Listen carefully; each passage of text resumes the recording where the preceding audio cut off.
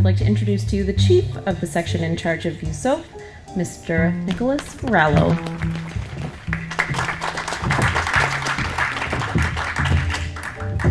Thank you very much, Sarah, and good afternoon, ladies and gentlemen.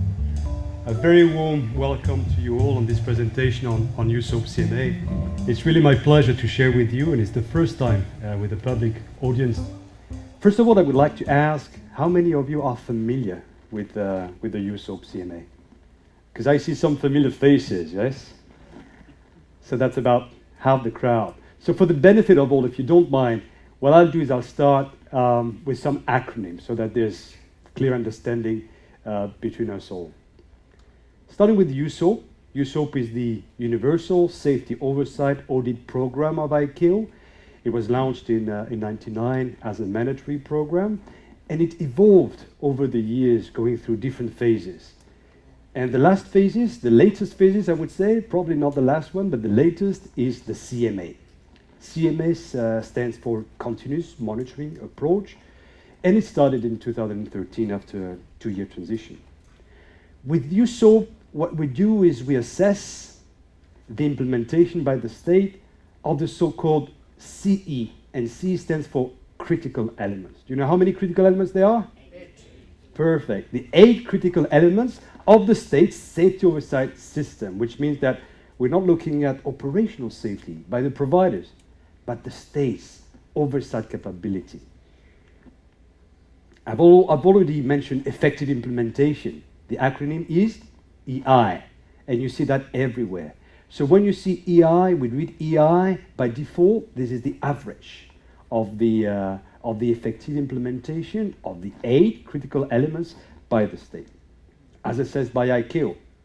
And finally, I will mention from time to time SSC. It's a particular type of finding which bears an aspect of immediate risk for safety that is identified from time to time. And the OLF, I think most of you have attended the previous presentation, so by now you know that the OLF is the online framework, is the web-based platform that enables exchange and management of information in between all stakeholders, mostly the 2 partners, because it's really a partnership, the states and ICAO. So it's very important to start understanding what we do under the USOAP and what for. And someone was telling me, it's hard to follow you. You evolve very, very fast. Actually, they were not talking about me in person. I'm rather short and I don't work very, very fast. I wish I could. But it's the USOAP program. Yes, we're evolving, and there's new developments that we'll share with you, and there will be further developments, for example, on to accompany the evolving safety strategy of ICAO. So with USOAP CMA, we no longer just do audits. That was the beginning in 1999 and extended up to 2010. Now we do audits, but other activities, mainly validation activities, and even other continuous monitoring activities. But this is always with a view to determine, again, the state safety oversight capability. And there's always a focus on assessing, that is the primary objective, assessing the effective implementation of the 8 critical elements. And this is the system that enables the state to ensure what? The implementation of the ICAO standards and recommended practices and the other material of ICAO. So what for? Of course, when we used to audit only, that is really to assess the system. But with the evolution, as Sarah highlighted in the introduction, we do mainly 2 types of activities. So to remember that, think about an aircraft with 2 wings. One wing will be the validation of states' progress, of course, in strengthening their safety oversight systems, and that is through a variety of validation activities, some being on-site, some being off-site. And I will go back with more detail into these activities. So that's one wing, and it's new because we never used to do this. But of course, we have to continue assessing not only the effectiveness, but really the sustainability of state system, with all the changes that happen, not only in ICAO, but in states themselves. And that, of course, we can only do through audits. They could be of full scope or limited scope, and that also is new with the USOAP CMA. So we could spend 1 week just talking about the critical elements. Many of you are familiar with them. So for those who are not familiar, this is how that's almost a decoding grid of the state safety oversight system in terms of how do we in ICAO assess it. And we have more than 20 years experience of using them for assessing the health. I say the health because it's almost like a doctor check. You assess always the strength and the weaknesses of a system. So what's established in a robust manner and what could be or should be improved. We always start with the legal basis. So critical elements, C1, that's the Aviation Act. Then we go to the C2, which is the operating regulations in all the areas that have to be comprehensive and up to date, of course, with all the amendments that happen in ICAO. Then the C3 is the state systems and functions, the authorities, the human resources, financial resources, clear functions for the authority and all the building blocks up to the job position level. With C4, we focus on the technical personnel of the authorities, mostly the inspectors of the CA and the investigators for the accidents and serious incidents. And we're looking at the qualification requirements initially and the training system. And finally, the C5 is all the tools and equipment that is mostly the guidance given to the state staff, but also guidance given to the industry. And when you see the word here, established, because 1 to 5, ideally, if this is established in a complete and robust manner, then the state implementation of oversight activities with the industry is rendered not only feasible, but effective, healthy. And it starts with the C6, which is the initial approval, could be a certification, licensing at the top of approval. Then the C7, the continuous surveillance. And finally, the C8, which is the resolution of safety issues, either in a proactive or in a reactive manner. So these are almost like organs and functions of a body. And the body will be the state system. And who's checking that? Independently, the ICAO teams. But ideally, and this is why we're talking about partnerships, the tools are there for the state to check itself, right? And ideally, the state should be using these tools to do this. So over time, we have evolved in the way we're doing USOAP, in the same manner that the industry has evolved, using safety management principles. The states are using safety management principles, and we do as well in ICAO in a number of activities, including our monitoring activities. So what does it mean in practice, using a safety management approach? It means that you're using a cycle, ideally a virtuous circle, right? But a cycle that starts with what? A collection of safety information, because any process of that nature is data-driven. Then, of course, it's risk-based. So we do a risk assessment. But what we're looking at from our side are the state system. Of course, not the industry, because we're not a state authority. Finally, we prioritize our activities. There's numerous types, but there's always an issue of prioritization. I heard this word just before this presentation. Whatever your resources, the idea is prioritized based on risk. And finally, it's result-oriented, so we have to measure the results. And again, that's a partnership, because the progress is made by the states, not by us. But we're helping in the system to assess independently these results. So we update the EI, effective implementation, overall and area by area, actually question by question, because as you know, we're conducting our activities based on a set of protocol questions. They're called like that. And of course, also whether or not the state has one or more SSCs, or how it's progressing until the resolution of the SSC. So this is basically a safety management approach. It's data-driven, it's risk-based, and it's result-oriented.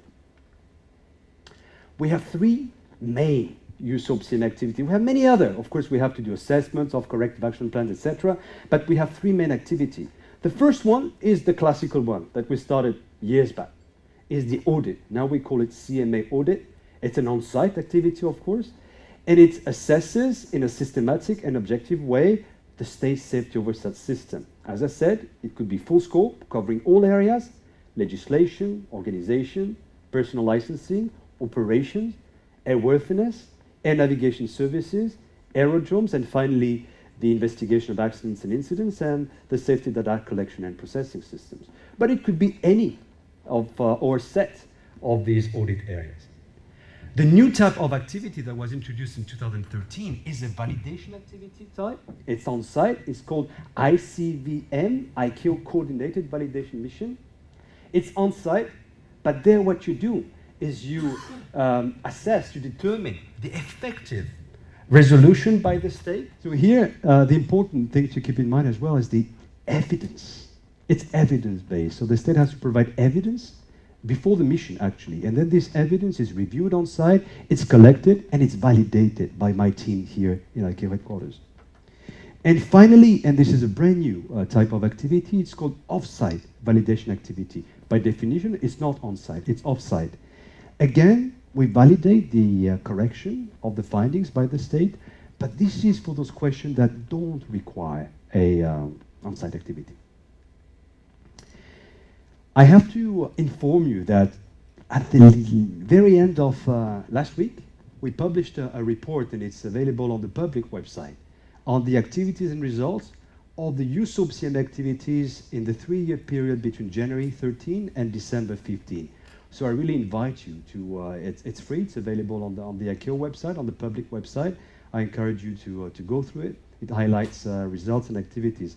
I will just want to show you this and to highlight the increase in the number of activities in that 3-year period. So it shows that there's something there moving. It's a dynamic process. And what we're always trying to do is trying to find a better approach to the use of our resources to make it more and more cost effective. That is, not to augment the burden on state, but to optimize the number of activities we do. And of course, again, based on prioritization considering safety risk. That's the geographical distribution of the audits activities in this 3-year period, the ICVM activities, and the off-site validation activities. And the results of all these activities in the 3 years resulted actually in a slight increase of the EI overall. Of course, it's different by region, different by area, but it's a positive sign because you have to keep in mind that every year there's about 500 changes in the ICAO SOPs, etc. So even just to keep the EI stable requires resources and activities from the state. So it's a rather good result, especially as it combines results from validation activities and from audits. And now this year, you see that in 2016, that's the activities up to date. So the trend is continuing. We will probably reach an augmentation of the activities. And I promise to introduce some of the most recent developments. I'm starting with the mandatory information request because, of course, it's the interest of the aviation community to identify when we have concern as soon as possible. So the mandatory information request, they enable ICAO to send a question or set of questions at any moment to any state. And this could be just because information is lacking or because we have indication of concerns regarding the state safety oversight capabilities. The state is required to provide answer with evidence, again on the OLF, within a defined period, often 15 days. And in the absence of evidence, so if this evidence is insufficient, that can lead to a finding, and even, if need be, a significant safety concerns.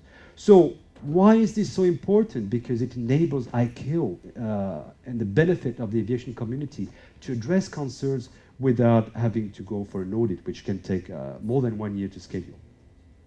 Now another evolution, and we're talking about positive safety, is the identification of best practices. Of course, you've got guidance from ICAO, but sometimes this guidance would benefit from being complemented by best practices. So as of actually this year, it was rolled out 2 weeks ago, ICAO can identify best practices. What are they? They could be tools, they could be documents, mechanisms developed by a state to support some of its safety oversight functions, which we consider of such quality or practicality that they could be of benefit for other states. Think about a training policy, a training program. So we can identify them now anytime during an on-site or off-site activity. We would share that, if the state agrees, on the platform that you see here, which is on the iStar space. And actually, we have rolled out the first one, which is a training policy. So now we hope that the states that don't have a training policy can take that as an example, customize it, and use it. Finally, and I'm sure you're aware of the efforts now towards SSP implementation, And you're probably aware of the electronic bulletin that were issued by ICAO. We were supposed to start auditing SSP implementation as of this year, but conscious of the challenges for states and ICAO, we postponed that to a few years later. In 2014, we issued so-called new PQs on safety management. We're using them. The states use them for self-assessment. They're on the OLF. And we in ICAO, we use them to conduct voluntary assessments of SSP implementation by states. In July next year, we will be amending these and all other questions related to SSP to come up with brand new, clearer questions, reflecting not only the Amendment 1 of Annex 19, but also the 4th edition of the Safety Management Manual and the lessons learned so to date.